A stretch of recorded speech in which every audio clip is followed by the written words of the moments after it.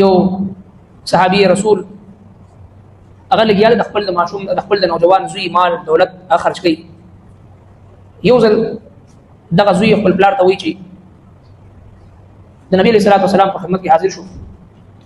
او عرض وکړ چې زما پلار لګیاله زما مال دولت خرج کړي، ما ته تاسو نه کوي، به تاسو زما پیسې چې دا خرج کړي. رسول الله صلی الله علیه وسلم هغه پلار پسې سوال جواب وکړ چې راشه استاد زوی ستا په باره کې خبره کړې ده. پلار ته خبر ورسېدو. هغه پلار د خپل د زوی په باره کې خپل زړه کې دلنه یو څو اشعار وي او د هغه اشعارو مطلب هغه د یو پلار د خپل د زوی نه ګیلهمندي وه. بیا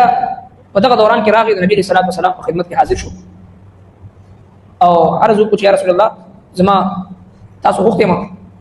رسول الله صلی الله علیه وسلم ورته وفرمایل چې ستا د راتلو نه مخکې جبرئیل علیه السلام راغی او د الله رب کائنات دا پیغام یې وروړو چې زما دې بنده ته ووایه چې د خپل زوی په باره کې چې کوم د ګیلې شکوې کوم اشعار تا په خپل زړه کې ووایي مخکې هغه اشعار تېر کړه، هغې نه بعد به ستاسو معامله هغه اورو. هغه صحابي په ژړا شو و یا رسول الله زه د خپل رب نه قربان شم چې تر اوسه پورې هغه الفاظ ما په ژبه باندې ادا کړي نه دي،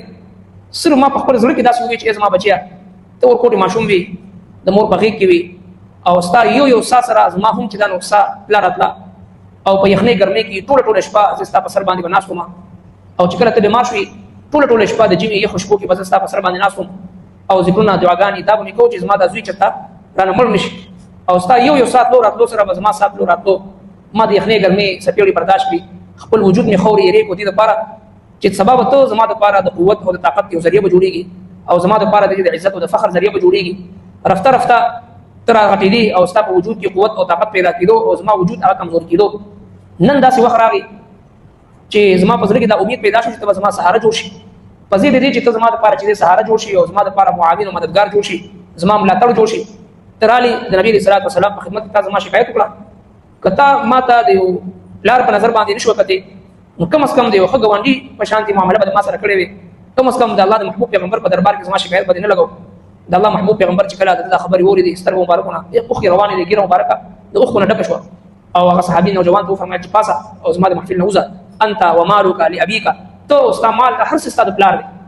دې وجه نه یو پلار د خپل د اولاد مال دولت د هغه د اجازت نه بغیر هم استعمالولی شي، هغه د حق حاصل دی. ځکه نبي علیه السلام وفرمایل انت ومالک لابیک، ته ستا مال دا ستا د پلار دی.